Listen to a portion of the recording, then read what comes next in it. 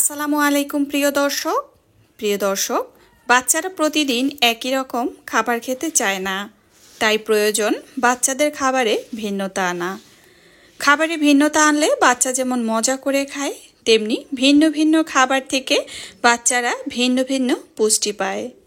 সেই সাথে বাচ্চা যদি খাবার মজা করে খায় এবং পেট ভরে খায়, তাহলে বাচ্চার ওজন দ্রুত বৃদ্ধি পায়। প্রিয় দর্শক, বাচ্চাদের পুষ্টিকর, স্বাস্থ্যকর ও মজাদার খাবার রেসিপি তৈরি করার জন্য এখানে আমি নিয়ে নিয়েছি রান্না করা ভাত। রান্না করা ভাতের পরিবর্তে আপনারা চাল দিয়েও এই রান্নাটা করে নিতে পারবেন। তবে যদি সময় স্বল্পতা থাকে, একেবারে ব্যস্ততার কারণে হাতে সময় না থাকে, সেক্ষেত্রে আপনি রান্না করা ভাত দিয়ে বাচ্চাদের এই পুষ্টিকর খাবারটি তৈরি করে নিতে পারেন। এখানে আমি দিয়ে দিয়েছি 1 কাপ পরিমাণ দুধ। তবে যে সকল বাচ্চার বয়স এখনও 1 বছরের কম বা যারা 8 মাস থেকে বাচ্চাকে এই খাবারটি তৈরি করে খাওয়াবেন, তারা এখানে গরুর দুধের পরিবর্তে বিশুদ্ধ ঠান্ডা পানিটা ব্যবহার করবেন। এ পর্যায়ে আমি নিয়ে নিয়েছি গ্রেট করে রাখা গাজর ফাইবার সমৃদ্ধ একটি খাবার। এটি বাচ্চাদের বা খাবারের হজম ক্ষমতা বাড়ায়, সেই সাথে কোষ্ঠকাঠিন্য দূর করে, একই সাথে বাচ্চাদের স্কিনে সৌন্দর্য বাড়ায়। আর এখানে রয়েছে যেহেতু রান্না করা ভাত, সাথে রয়েছে দুধ। তো অনেক বাচ্চাই দেখবেন দুধ ভাত খেতে কিন্তু ভীষণ পছন্দ করে।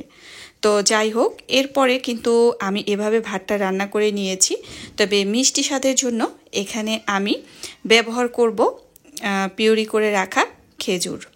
তো এখানে যেহেতু ন্যাচারাল মিষ্টি রয়েছে, আমি যেহেতু খাবারটা দুধ আর গাজর দিয়ে রান্না করেছি, এক্ষেত্রে তো ন্যাচারাল একটা মিষ্টি রয়েছে। আরও একটু মিষ্টি স্বাদের জন্য আমি এখানে ব্যবহার করছি আমি যে খেজুরের পিউরি তৈরি করে রেখেছি সেটা। তবে বাচ্চাকে এখানে চাইলে আপনারা মিষ্টি স্বাদের জন্য তাল মিশ্রিও ব্যবহার করতে পারেন।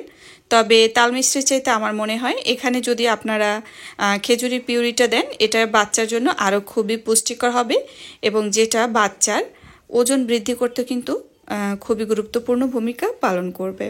তো এই তো ভাত দিয়ে আমার কিন্তু বাচ্চার পুষ্টিকর, স্বাস্থ্যকর, মজাদার নাস্তাটি তৈরি হয়ে গিয়েছে। যদি ভাতটা আস্ত আস্ত থাকে বা 8 মাস থেকে বাচ্চাকে যদি খাওয়ানো হয়, সেক্ষেত্রে দেখা যায় ভাতটা আস্ত থাকলে কিন্তু বাচ্চা খেতে পারবে না। তো এই খাবারটা একটু মিহি করে দিচ্ছি আমি ম্যাশার দিয়ে মিশিয়ে, তাহলে দেখা যায় এই খাবারের ঘনত্বটাও বেড়ে যায় এবং বাচ্চা কিন্তু খুব সহজেই খেয়ে নেয়।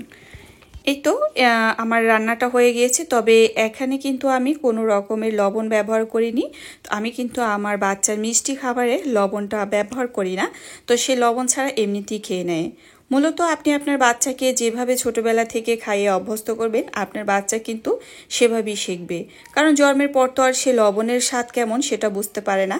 কিন্তু আমরা মায়েরা ভুল করে বাচ্চা যখন খেতে না চায়, তখন লবণ দিয়ে খাবারটা খাওয়াই। তো ওই থেকে কিন্তু বাচ্চা লবণের স্বাদ পেয়ে যায়। তো এই কারণে চেষ্টা করবেন বাচ্চাকে লবণের তৈরি খাবার থেকে দূরে রাখা। আর 1 বছরের আগে তো বাচ্চার কোনো খাবারে লবণ দেওয়া যাবে না। তো যাই হোক, এখন কিন্তু খাবারের ঘনত্বটা এমন হয়েছে, খাবারটা ঠান্ডা হয়ে আরও একটু ঘনত্ব হয়ে গিয়েছে। তো আমি আমার বেবিকে যেভাবে খাওয়াবো এভাবে রেখেছি। আপনি যদি 8 মাস বয়স থেকে বেবিকে আরও একটু পাতলা করে খাওয়াতে চান, সেটা আপনার বেবির প্রয়োজন অনুযায়ী নিয়ে নেবেন। বাচ্চাদের খাবার রেসিপিটি তৈরি করে 8 মাস বয়স থেকে 4 বছরের বাচ্চাদেরকে দিতে পারবেন। এই খাবারটি এতটাই পুষ্টিকর, মজাদার, যেটি বাচ্চা খুব সহজেই মজা করে খায় এবং বাচ্চার ওজন কিন্তু খুব দ্রুতভাবে বৃদ্ধি পায়। এতক্ষণ সাথে থাকার জন্য অসংখ্য ধন্যবাদ। আল্লাহ হাফেজ। আসসালামু আলাইকুম।